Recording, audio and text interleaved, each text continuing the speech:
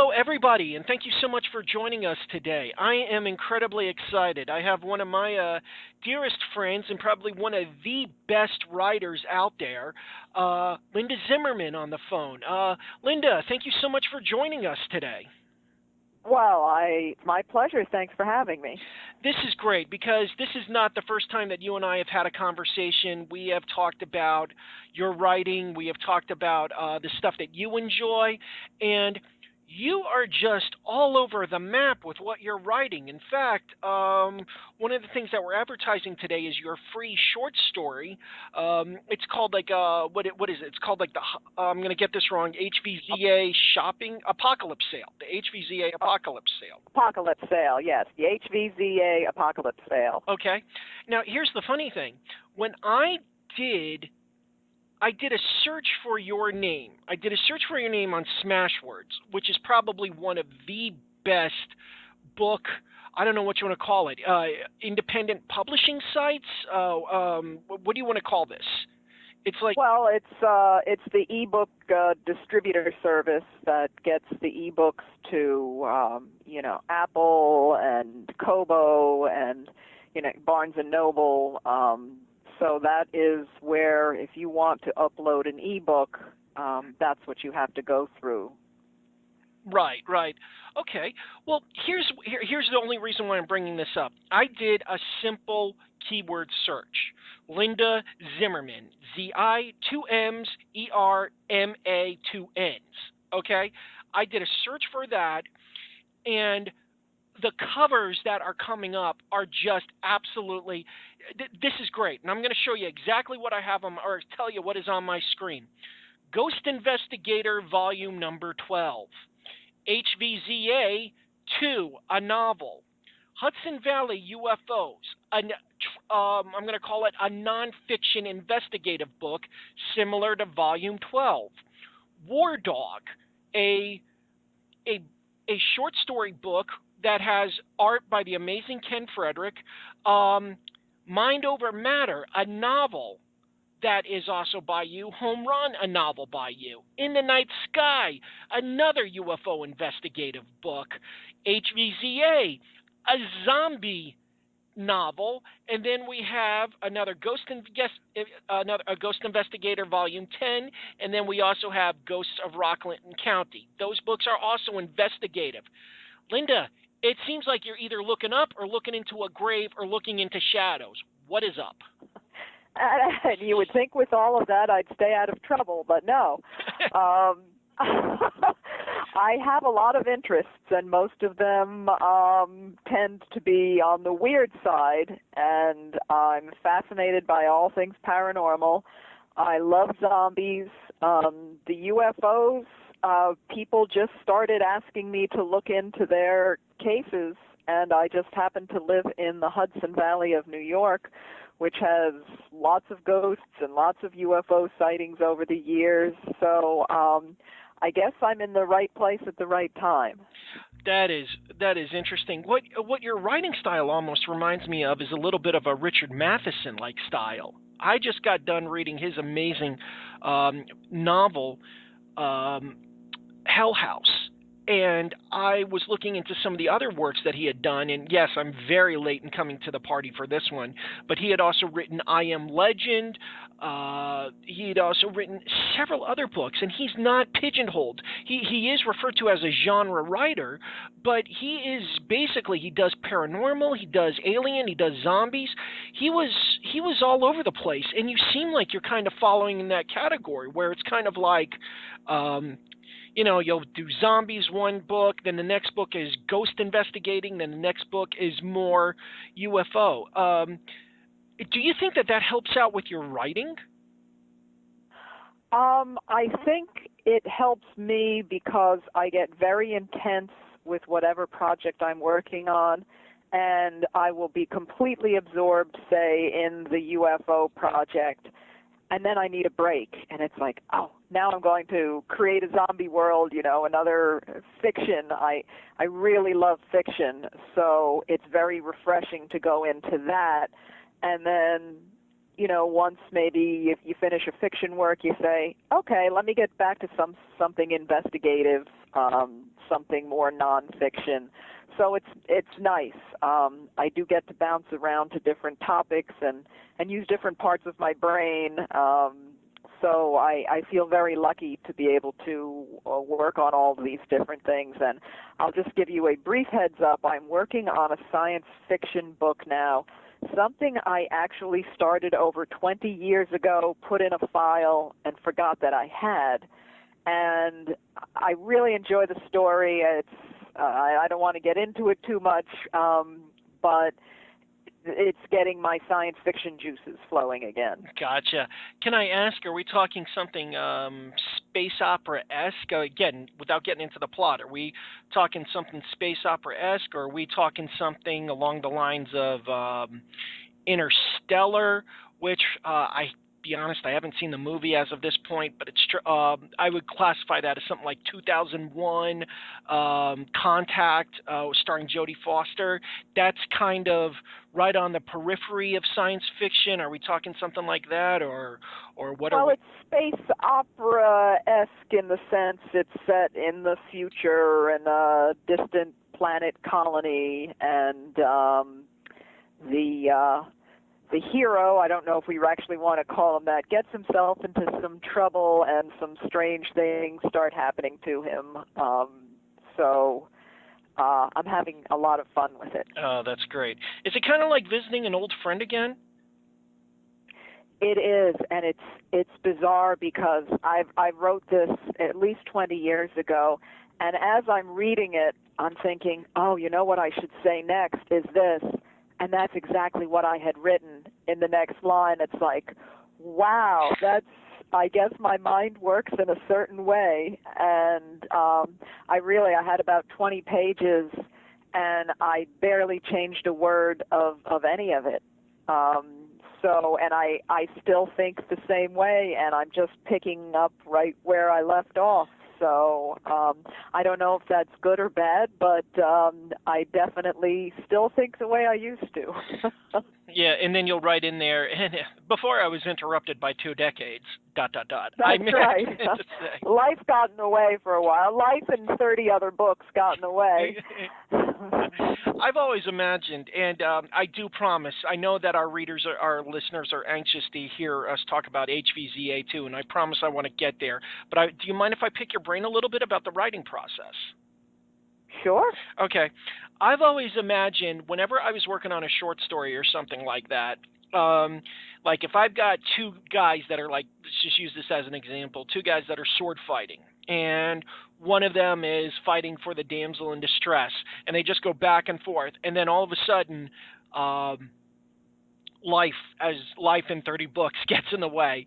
I always kind of imagined those 2 guys that were sword fighting just kind of standing there, waiting.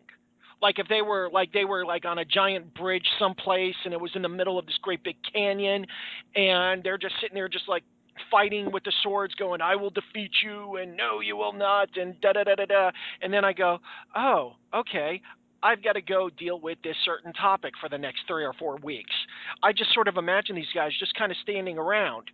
They're not bored. They just kind of know, we get it.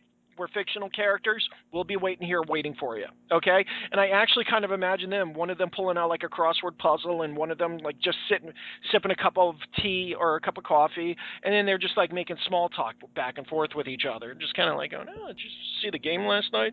Yeah, they didn't play too good. Huh, that's what happens with being a Mets fan. Do you kind of see something silly like that happening with your characters? Not quite.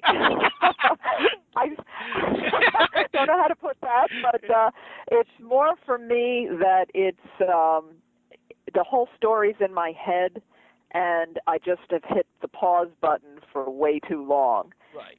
You're kind of freeze framing it because I already know exactly 90% where the story's going. So it's just kind of put on hold for me. His fate is already sealed in my mind. Whether he is saved in the end or not, I won't say. Right. But it's all, what do we call that? A fait accompli. It's all done. It's all written in my head. I just need to hit that play button again and get all the words on paper now. Right. Would you at all be surprised if at the last second, like you get to that point where you sit there and you go, okay, this is the part, and I'm not saying that this happens, where he's going to give his life, like he's going to crash the spaceship to save the day or what have you. Do you ever could you see yourself at the very last second just getting a flood of other ideas going, no, he's not going to die. In fact, at this moment, remember this other part I had, they come in and save the day. It has happened, especially with the zombie books, because I really try to look at every single angle of every character and try to have it progress as naturally and as fluidly as possible. And if there's something in my head I wanted to do, but as you're writing the scene, you say, no, that's forced, or it just, people wouldn't do that, then I would backtrack and put it in a more natural course. Yeah, I've actually found that too when writing something. When granted, writing is always hard work. You're what I call the spew phase, where you're just getting it out of your system. But every so often, I get to a point where it's kind of like writing in sludge, or you're writing in really thick honey or molasses, and it's like the characters don't want to go. And that's when I always find myself going, I have to go back and change this at some point. Do you ever have that happen? Not too often, because it goes through so many processes in my head before it even gets to the paper. I do a lot of like if I'm riding my bicycle for an hour, I do that a lot.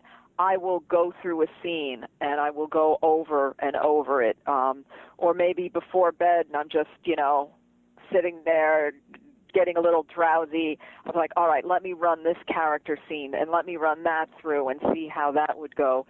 So it's going through multiple rewrites in my head before it even gets to the paper stage. So by the time I'm putting it down on paper, it could be the 10th version already. Oh, interesting. It's just I didn't write down the first 9. Yeah, that is a huge part of my process, is going over it in my head, this little fantasy world of the book, the characters. I don't know if other writers do it to this extent, but I really live it in my head, whatever I'm working on, for quite a while before. Quite a while could be, for me, I sat there and, I was taking a walk for an hour, and it took me an hour to, properly go through what the next 10 pages are going to be or something like that. Or it could be a couple of weeks where there's something that, I know there's something, the way I want to say it, the way I want to do it, and I just need to wait for that to come to me and say, okay, now I know what direction to take it. Right. So you never, if I may, because one of the things that I do is I constantly have paper within arm's reach, because the second I get an idea, I need to jot down at least 3 or 4 ideas. It doesn't mean that this is the way it's going to play out, but there's, for me, this always a fear of once you get an idea for something, quick, grab a piece of paper, write it out.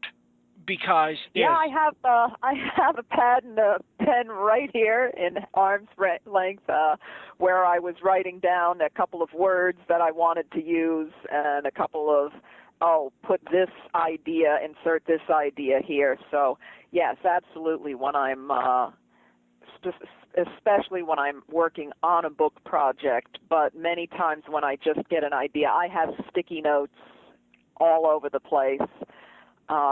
Where, I should do a story about such and such. So, yeah, you have to write it down, because you can have these wonderful ideas and you say, oh, I'm not going to forget that, and a day later, you'll have no clue. Right, So, right. Yes, Yeah. sticky notes are my friend. Right, and if you're like any good writers, you will find those sticky notes hanging up in your fridge that you forgot to put there, and your spouse will come home wearing a couple of sticky notes going, hey, look what I found in my pockets and in the car. And you go, that's Oh, where they're everywhere. Now, I got two more questions about the writing process because, again, it's just the fact that we've got somebody of your caliber and of your distinct background. I love asking these type of questions of them, and then I promise we will get into HVZA too. My first question is that when you're writing a book, do you ever find yourself, because one of the hard parts about writing is the stick-to-itiveness, is that you're like 4 or 5 chapters in, you've lived with the characters, you've got this, and you're getting to a point where you're like, you know what, I'm so darn done with these people. I'm bored with them. I wish I was writing this. Do you find yourself doing that, where you'll be like doing HVZA and you'll go, you know what, I've always wanted to investigate this house. That would be great for the next Ghost Investigator book. And then when you're in the midst of the Ghost Investigator book, you go, oh, wouldn't it be great if we had Bex running across a dam being chased by zombies from one side, and then she gets chased by zombies from the other? Do you ever find that happening? Not too often, because as I said before, I become so completely immersed and obsessed with the book, and it's this birthing process where I have to get it out of my head, and it won't let me rest till I get that whole story out. So once the book is complete, then I can step back and say, okay, enough of that. But my characters do not let me rest.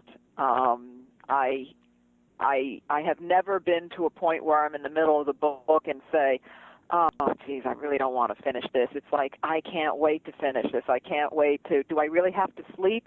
Right. All right, I'll catch a few hours sleep, but then I'm getting up, and then I have to get these things, out of my head. Oh, that's great. Now, and one of the other things that you talked about is mountain biking, or you'll take your bike out for a while, and you guys go and, or like you will go around and just like ride. There's a lot of trails by your house and stuff like that. How important is exercise for a writer? I think it's crucial, because if you're sitting there all day eating bags of M&Ms and Cheetos, you're not physically going to be at your sharpest. I get a lot of my best ideas and thoughts when I'm physically engaged at, swimming, biking, kayaking, or something. Your mind is much freer, and you've got blood pumping through your body, and I've gotten some fabulous ideas. I mean, the first zombie book was almost written completely as I was riding my bike. I do long distance biking as well, not just mountain biking, and I would, like I said, ride for an hour or more and get a whole chapter in my head, come home refreshed and energized, and get the whole thing out on paper. So I think even if you're going well, get up, take a walk around the block, do something physical. You need to keep your body in shape for the long haul, I think, of the writing process. Right. Now, if I may say this, and I am not a jogger at all, but I'm a huge fan of physical activity and walking and stuff. I did hear somebody say that jogging 45 minutes every day adds brain cells. And I'm not saying that writers should go out and jog 45 minutes a day, but I'm imagining that could be extrapolated to mean any sort of physical activity a writer will get is going to add something positive to that writer. So I think so. Yeah. Yeah, I mean, everybody's different, but no matter who you are or what you're writing, or even if you're just working in an office, you need a break. You get up, walk outside, get some fresh air, walk around, and you're just refreshed for, your next task. So I think I think it can be applied to any mental activity. Right, exactly. Well, but I like that. It's one of those things where it's like I'm a big fan of talking about the writing life, such as what do you do when you handle discouragements? What do you do? What happens when you get to a point where you're like, I don't want to write anymore? How do you return that? And that's one of the reasons why I like talking about these things, because exercise and eating right is, my gosh, I sound like an after-school special, but there's truth to it. Absolutely. Yeah. So now, speaking of keeping yourself healthy, you've destroyed most of the world in the first HVZA book, didn't you? Well, we all have our little faults.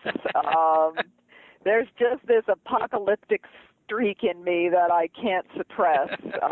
From the day I saw the first Night of the Living Dead and watched all kinds of science fiction movies, there is something, I will even use the term seductive, about post-apocalyptic worlds from a writer's perspective. And I did a number on the world. I admit it. Did a number on humanity. That's what you did here. Oh my goodness. Now, just very briefly, this was one of the things that made the first HVZA book stand out amongst fans. Is that you came up with a very unique origin to zombies. Now, let me just say this real quick. The way that it's been done in the past is, in other books, in other movies and stuff like that, is it's a disease, it's a comet, something science fiction-y happens, like radiation getting into the water or something like that. Another way is mystical, somebody casts the wrong spell. And from what I understand in The Walking Dead, they never flat out said this is what caused the zombie apocalypse. It's just everybody has the potential of being a zombie. Like you get the feeling that it's a plague of some sorts. Well, you kind of go in that direction, but because you have a science background, I remember you telling me that you wanted this to be very serious and very plausible, where somebody could go, oh, okay. So I was wondering if you could talk just very briefly about how you made zombies. Yeah, that was a process that I agonized over before I even put a word on the page, because as much as I absolutely love The Walking Dead, clearly it doesn't make sense. You can't just have a head snapping at you. From my science background, I kept knocking my head against that concept that, well, cells need oxygen, body needs food. You can't just have a head, disembodied head there, decapitated head, his eyes moving and snapping around for an infinite amount of time. So I wanted to make this plausible as it can be, and still have people, wanting to eat you. Right. So I researched bacteria and viruses and parasites and chemicals and drugs and all manner of things, and actually came upon a couple of scientific papers that talked about certain organisms that affected the body in certain ways, and I said, okay, this is actually going to be the basis. So I actually did use hard science, things, organisms. I tweaked them a little, obviously. I had to. Mutated them a little. But the more plausible a scenario is, the more frightening it is. Because, I had people read this and say, something like that really could happen. And I was like, well, to me, they said, that's really unnerving, rather than some mystical meteor came and some alien something or other that we can't explain. So that I made sure I put a lot of thought into before I did anything else. Right. Well, I was going to say, one of the funny things is that that's one of the upsides. Like, it could be both a good thing and a bad thing to do something like that, to go very specific or to be very vague. Like in the last, when they did the first new Star Trek movies, where it was a different cast playing Kirk and Spock and all those guys, they just had that one red thing called the red matter. They didn't explain what it was. They just said this red matter can create black holes. That's it. That's all we're going to say, red matter. Right. And they didn't say like, well, inside it's actually this dilithium chamber that is compressed, and they just said it's red matter. That's it. That's all we're going to call it, red matter. Just know that it blows things up and can transport people through time. That's all we're going to say. Our top scientists made red matter, and it's funny to see that type of Deus Ex Machina used in that circumstance. But then when you turn around and you go into something like yours, it makes it, like, as funny as it is, like, it does make it much more plausible. But then at the same time, are you ever afraid of, it's kind of like finding out how Superman flies. It's kind of like, let's just don't explain to me that Superman has a force field. Just tell me Superman flies. It just, that's just to me a little bit more magical, for lack of a better phrase. Do you ever have to be careful with something like that? Well, with these books, the HVZA, which I should point out for people who don't know, stands for Hudson Valley Zombie Apocalypse. Since I'm in the Hudson Valley, I wanted a hometown apocalypse. I'm just imagining if you ever ran for like town council or mayor for whatever reason. You don't want her. She destroyed our city twice. What I really wanted, what a lot of these zombie shows and movies and books, it's all some sort of magical, mystical, inexplicable contagion, a lot of the times. And 9 times out of 10, there's no hope. There is no cure. You have to kill the brain of the zombie, and there's never any, it's going to be this relentless hell of zombies. And my lead character, Bex, she is all about fixing this, finding the cure, fighting in the street when she has to, but fighting in the lab to try to find a way to combat this. I wanted to there's plenty of blood and guts and destruction, right, but ultimately there's a point of hope that mankind can find a cure for this. They can find a way to combat it. They can find a way to fight it and possibly someday reverse it. So with a mystery contagion, I wouldn't have had that ability.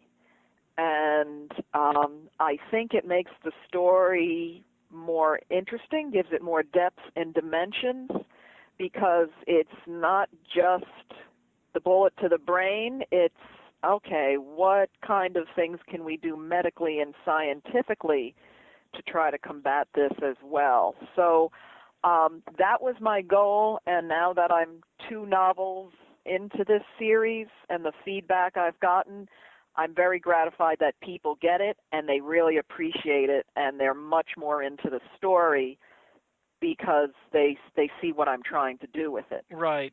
Now, forgive me, I just want to kind of go off into like a gender role, for lack of a better phrase on this, and I'm not at all trying to do like a post-feminist type of thing, but one of the things that you brought out, that it just struck me as, when you said that Bex fights in both the lab and on the street, the idea of doing a female lead in a series like this as both, because I read the first book, Bex is incredibly feminine, but at the same time she's very brainy, and she's also at the same time she's very she knows when to basically kick ass. Well, the thing is that it's like she's so multi-dimensional. She isn't the nerd. You know what I mean? She isn't the nerd. She isn't that. She isn't the love interest. She isn't the olive oil screaming, "Help me, help me, help me" type of thing. She's very she does a lot of stuff on her own. And I know you as a writer that I never thought you was somebody that would say like, hey, I'm going to write a post-feminist type of thing where you're showing that women are just as capable as guys type of thing. But to me, it struck me that it was very important for you to show someone who is, like most women, are multidimensional type of thing. Was that, I know that wasn't intentional, but I was wondering if you could talk a little bit about that. Well, in the beginning of the book, when this whole thing's starting, Bex is she's a medical student. She lives in this isolated academic world and really hasn't had to do anything else. The whole idea of surviving and all that is, she's got a boyfriend who's into that, but she's all about the academics. So when the problems start happening, when the infection begins, she has to find that in herself to survive. And I think we see this around the world in any kind of emergency situation where people who had no idea about their capabilities are suddenly thrust in a situation where you thrive or you die. You thrive and survive or you die. And she has a lot of problem with that, learning, okay, I guess I have to shoot these things, and how do I do this? And, where do I draw the line? And what do I do if I have to actually kill a human being, too? And there's a lot of inner turmoil with her that you see her progressing, as a character, as a survivor. And I think making her a female, which of course I can relate to more easily, being a female, but had I made her a strong male character to begin with, there wouldn't have been a lot of room for that growth, for that, it wouldn't have been, I think, as unusual for a guy to say, well, I'm going to pick up a gun and start kicking ass. Right. Whereas with a female, especially one in the academic world who, if you've gone to college or graduate school, it's not real life. It's just, for you students out there, you're in for a surprise because academia is not real life. And suddenly she's not only faced with real life, but these cataclysmic changes. So, it gave me as a writer a lot of space to work with there to change and have her develop into the kick-ass that she becomes. Right. Well, and like I said, one of the things that I liked about her was she did not, and I think we can say this like living in a post-Xena and Buffy the Vampire Slayer world, it's now commonplace to see multi-dimensional female characters like this. Yeah, I mean, it should be, and I hope people don't even think twice about it. I hope they just think, oh, it's a female character here, and here's her development. I hope they don't even say, oh, she specifically made it a female for such a. I specifically made it a female because that's the best way I can relate, having lived as a female. Right. That's. To me, it makes it more plausible and believable to be able to write from that perspective. Right, exactly. Yeah, I mean, like I said again, I didn't want to turn this into something political. You know what I mean? Like in a very right. But I did want to talk about like just simply how much gender roles like that have completely changed in literature in the last 50 years. Yeah, I hope so, and I think we're probably to the point, in movies and books and things where you shouldn't even bat an eye that there's a female heroine, right. in the story. Right, exactly. Now, getting back to Bex, when you wrote her in the first book, what was it like getting, like, do you remember how long it was, like, when you basically said, and then Bex went off into the sunset, the end? From the end of HVZA1 to when you basically sat at your computer and you said, Chapter 1, HVZA2, Chapter 1. Bex was walking around where she picked up a gun and saw something dead and fired 3 shots into its head and said, "Uh-oh, that's not good." Do you remember the difference between, and I'm not saying that that's what happened, do you remember the difference from when you hit the end of book 1 to chapter 1 of book 2? Well, I definitely had postpartum depression after I finished the first one because I so loved the story and the characters and I lived and breathed it for 12 hours a day for a year. So I knew I wanted to go back to the character, but I didn't just want to pick up, and you don't want to do the same exact thing again. I needed a different scenario. And actually, one of the fans who had really liked the first book, maybe it was months later or a year later, just a kid, he emails me and said, for the second book, you should have Bex in this kind of a situation, basically alone and isolated and in a different location. And I was like, that's it. And from that moment, the whole story started to crystallize around it. He gave me the idea for where I wanted to take book 2. So it was something I wanted to do from the get-go, but I needed something different enough and challenging enough and, of course, full of enough action and adventure. Right. But still carry on, still develop her as a character and, the rest of the story. So I have to actually thank a fan for sparking the idea for where book 2 was going to go. And once I got that idea, it was again, all right, it's in my head. I just need to sit down and have enough hours to get it all out. Now, we do want to confirm that this does not entitle the fan to any royalties or any financial gratuities when this becomes a movie starring Angelina Jolie. I just want that stated for the record. That's right. But I'd love to give him a part in the movie. Nice.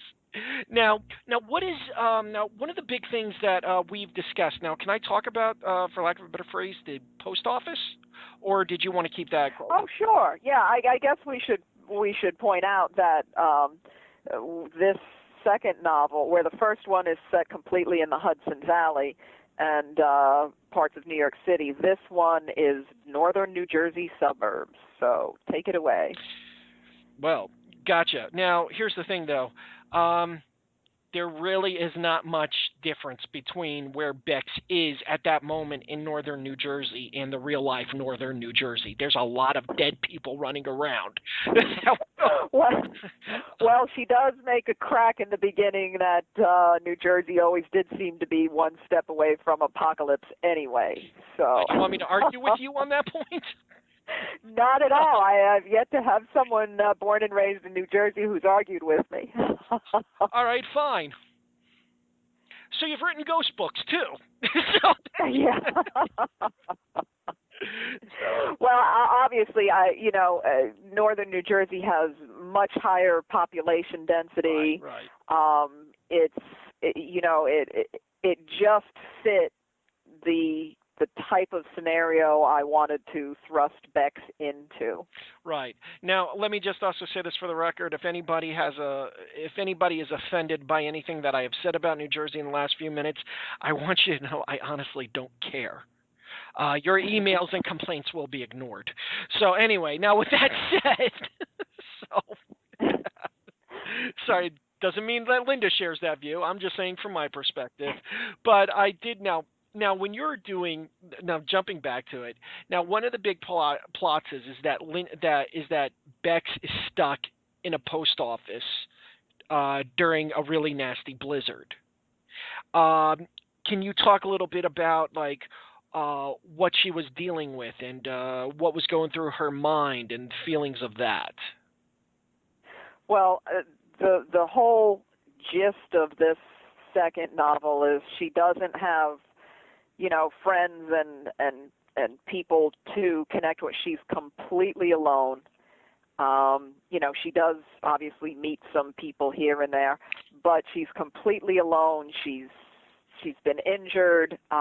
She's trying to get back to somewhere where she can get help, and it's a very long process, and she needs to take refuge because, again, with a higher population density, the density of zombies is much, much higher in northern New Jersey than she's ever had to deal with before.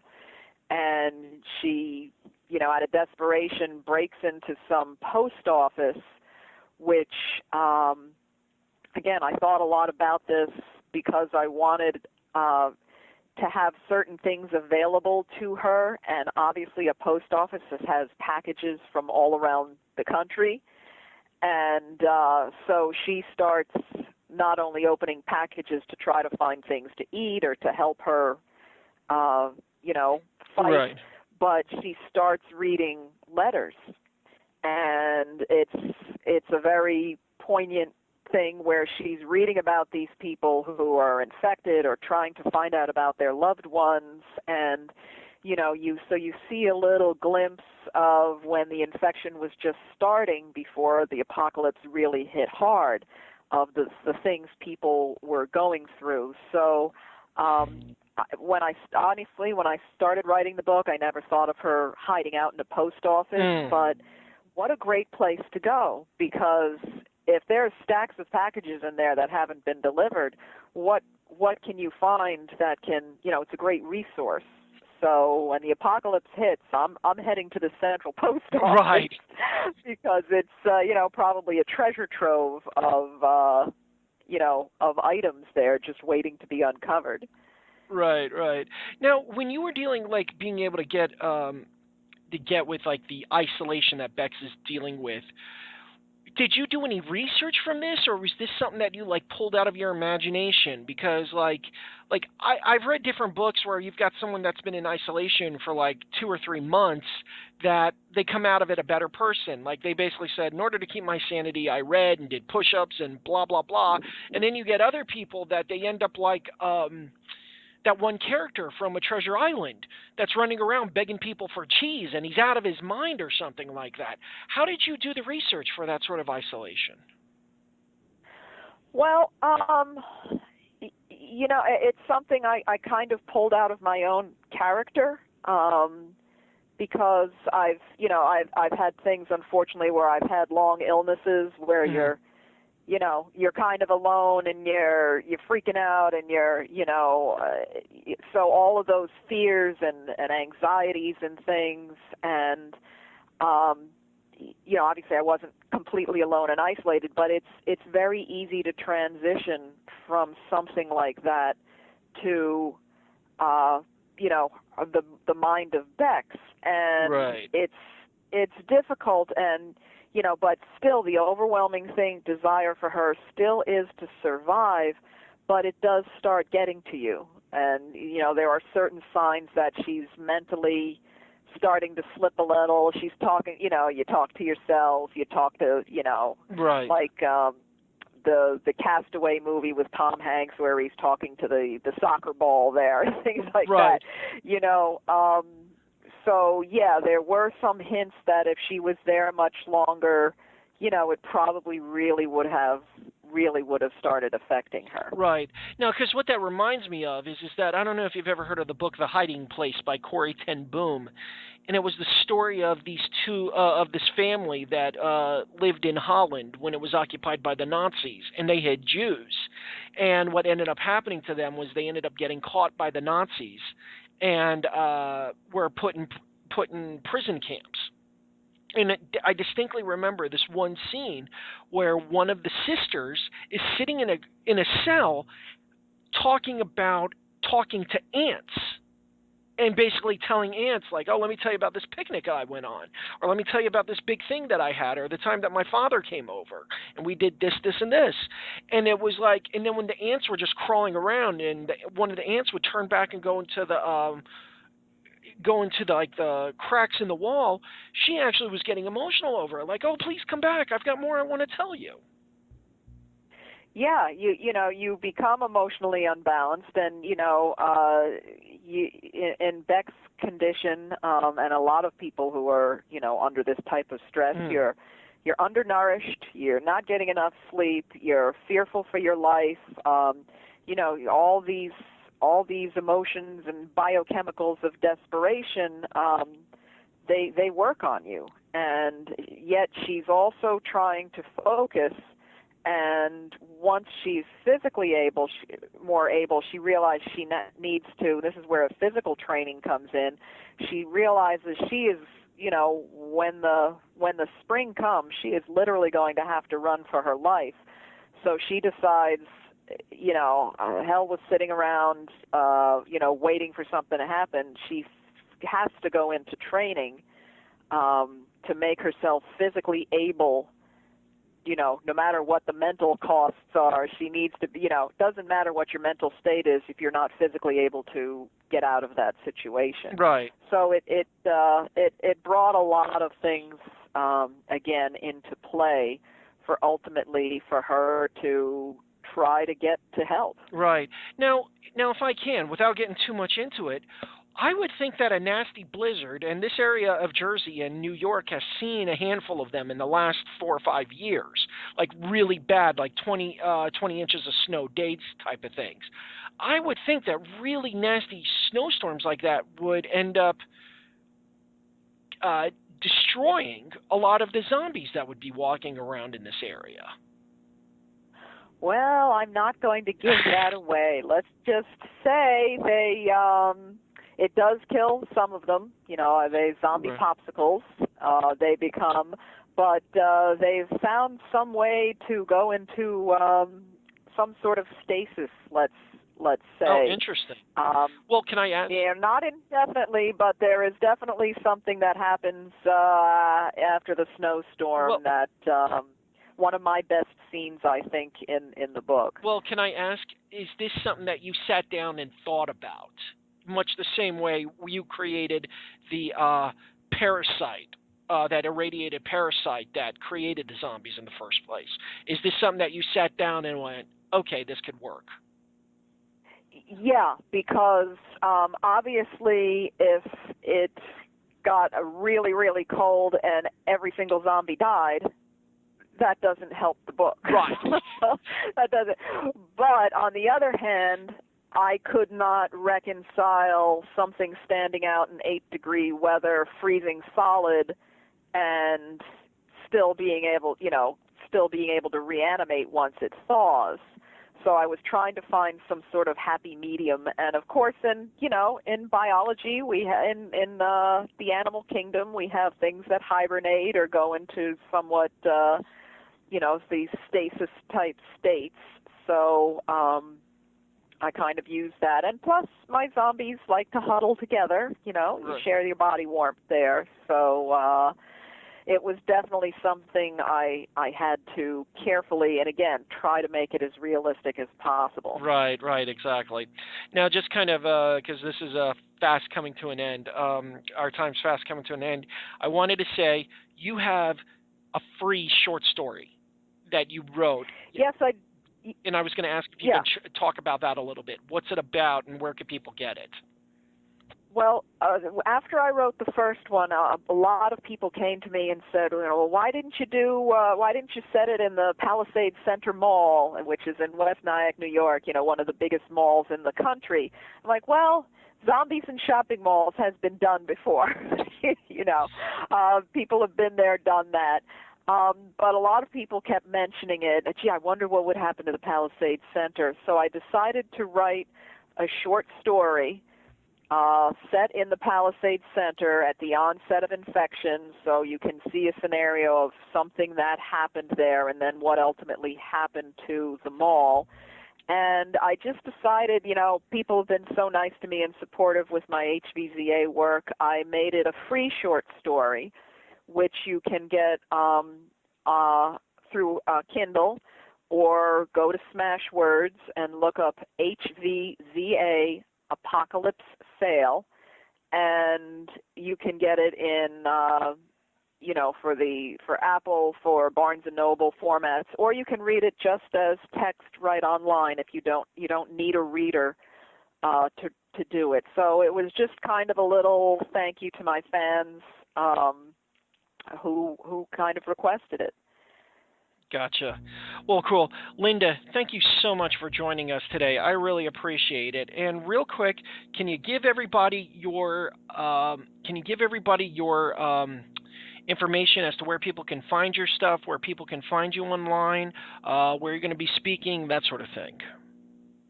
All of my information about my books and events are on my website, gotozim.com. That's GOTOZIM.com.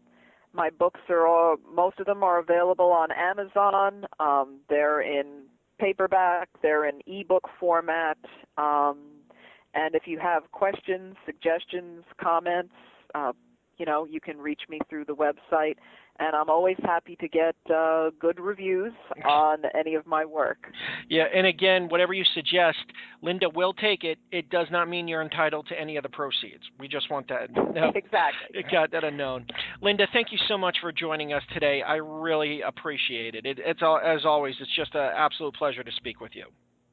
Oh, thank you. It's a lot of fun. Okay.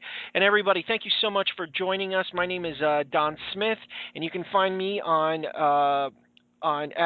Twitter at DonSmith1974. And everybody take care, and thank you for joining us.